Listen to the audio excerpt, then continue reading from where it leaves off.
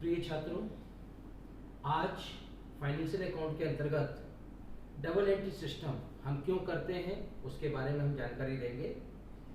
Double entry system के अंतर्गत कहा जाता है ऐसा कोई भी व्यवहार का मतलब होता है ट्रांजैक्शन या सौदा, जिसमें दो पक्ष हों। दो पक्ष का मतलब बिजनेसमैन को कुछ मिलना चाहिए और बिजनेसमैन के द्वारा कुछ दिया जाना चाहिए। कहने का मतलब एक छोटा सा उदाहरण ले ले, यदि एक किराने का व्यापारी है और उसके द्वारा अपने कस्टमर को 1 किलो शक्कर दी जाती है, तो उसके द्वारा क्या दिया जा रहा है? शक्कर। और उसके बदले में जो उसको 40 रुपये प्राप्त होता है वह उसका पारिश्रमिक हो गया, अर्थात उसको क्या मिल रहा है? लेन।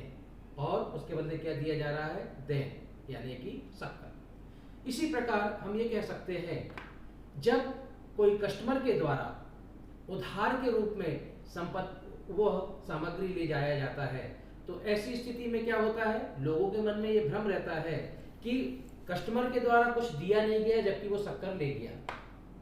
आपको ये बता दें, दुकानदार जिस व्यक्ति को उधार देता है वह तुरंत उसके जाने के बाद उसका नाम के आगे लिख लेगा कि श्याम आया था, 40 रुपए की 1 किलो शक्कर ले गया। तो यहाँ पर उसके द्वारा क्या दिया गया? शक्कर। और उसको क्या प्राप्त हुआ? राम का नाम। और ये राम का नाम तब तक नहीं काटेगा जब तक कि वो 40 रुपए का पेमेंट नहीं कर देगा। अब जनरल एंट्री जो हम करते हैं, डबल एंट्री सिस्टम जिसको कहा जाता है, इसमें दो पक्ष होते हैं, डेबिट पक्ष और क्रेडिट पक्ष।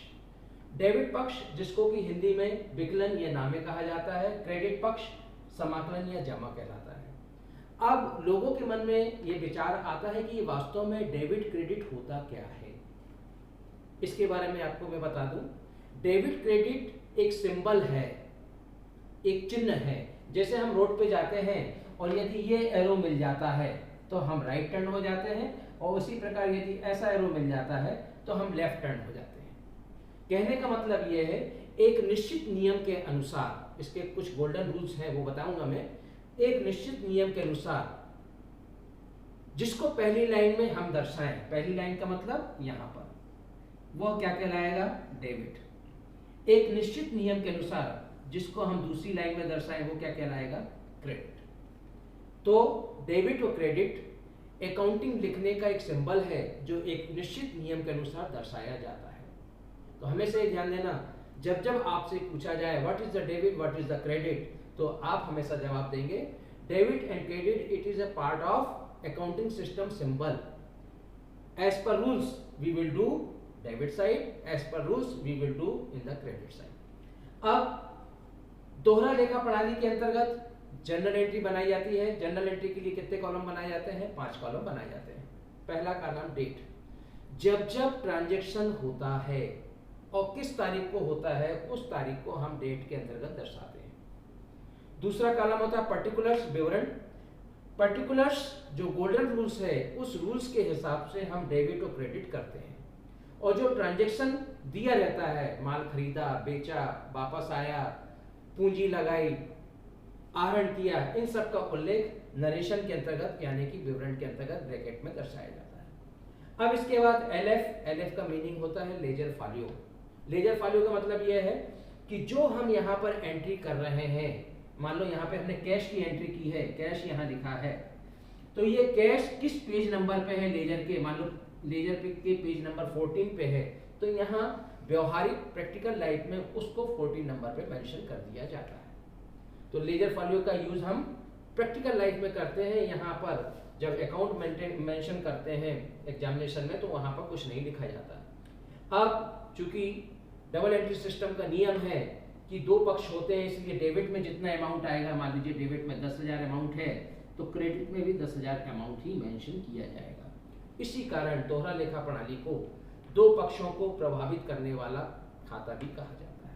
तो जनरल एंट्री में कितने कॉलम होते हैं? 5, date, particulars, ledger folio, DR amount, CR. अब इस जनरल एंट्री के अंतर्गत किस नियम के तहत हम क्या एंट्री करेंगे? एक तरह से हम ये भी कह सकते हैं कि अकाउंटिंग का यह बेस है जनरल एंट्री, क्योंकि इसी के आधार पर लेजर अकाउंट बनेगा, सब्सिडरी अकाउंट बनेगा और सब्सिडरी अकाउंट के बाद ट्रायल बैलेंस बनेगा, ट्रायल बैलेंस के बाद हम बैलेंस शीट तैयार करते हैं। तो इसमें भी 3 प्रकार के खाते होते हैं। खातों के प्रकार, there are 3 types of accounts. कितने प्रकार के खाते होते हैं? 3 प्रकार के।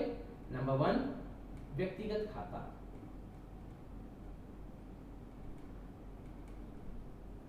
Personal account.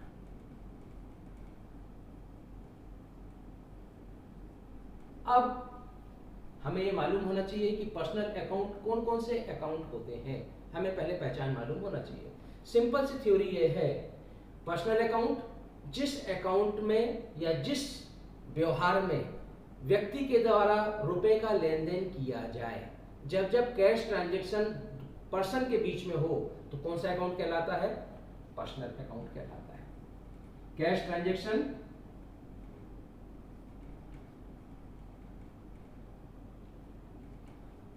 With person. एक एग्जांपल ले लें हम। फॉर एग्जांपल,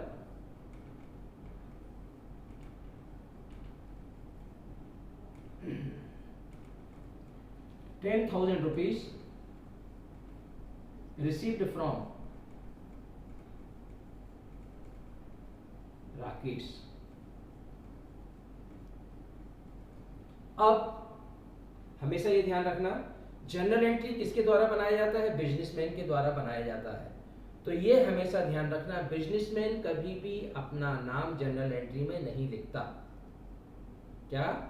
बिजनेसमैन कभी भी अपना नाम जर्नल एंट्री में नहीं लिखता।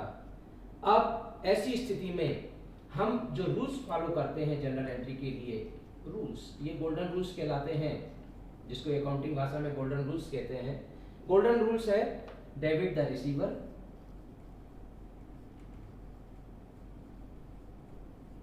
And credit the giver.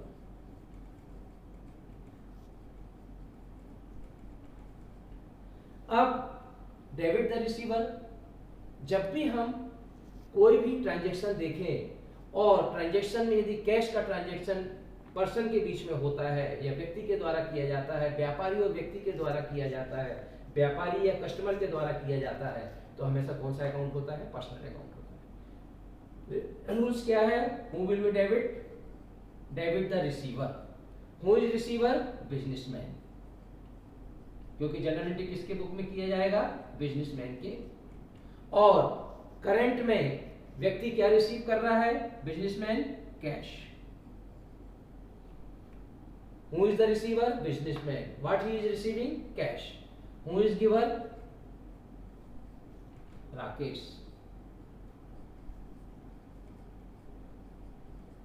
General entry हो जाएगी, 5 कॉलम हम बनाएंगे जैसा कि बनाते हैं। जनरल एंट्री में बनाया date, particulars, ledger value, DR amount, CR amount.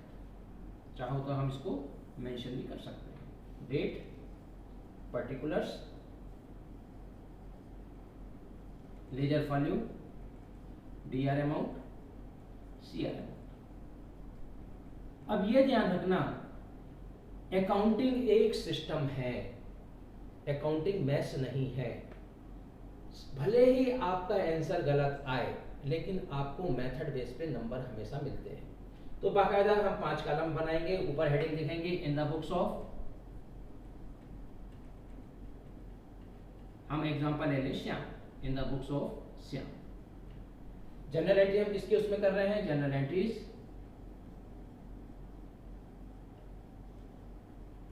In the books of Shyam. अब एक एंट्री हमने ली, नंबर 1, डेट मान लो 2010 दिया हुआ है, जनवरी 5 दिया हुआ है, 2010 जनवरी 5। जब जब व्यक्ति के द्वारा, बिजनेसमैन के द्वारा कैश का ट्रांजैक्शन किया जाता है, तो ऐसी स्थिति में वो पर्सनल अकाउंट के अंतर्गत मेंशन किया जाता है। एंट्री हो जाएगी, who is receiver? Businessman. What he is receiving? Cash. Cash account DR to Rakesh.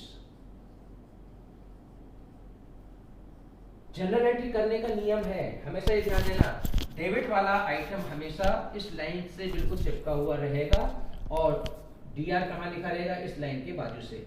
जबकि सेकंड वाला लाइन यानी क्रेडिट वाला हमेशा लगभग आधा इंच की जगह छोड़ के हम टू राकेश, राकेश यानी पर्सन के आगे कभी भी अकाउंट शब्द नहीं लगाया जाता, वो उसके सेविंग अकाउंट के अकाउंट को शो करता है, जबकि यहाँ पर ये व्यक्ति है। Being amount received,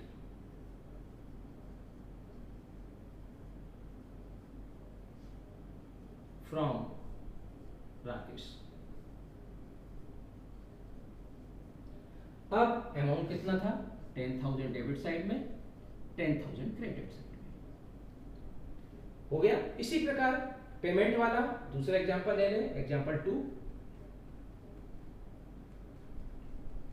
₹5,000 paid to Ram,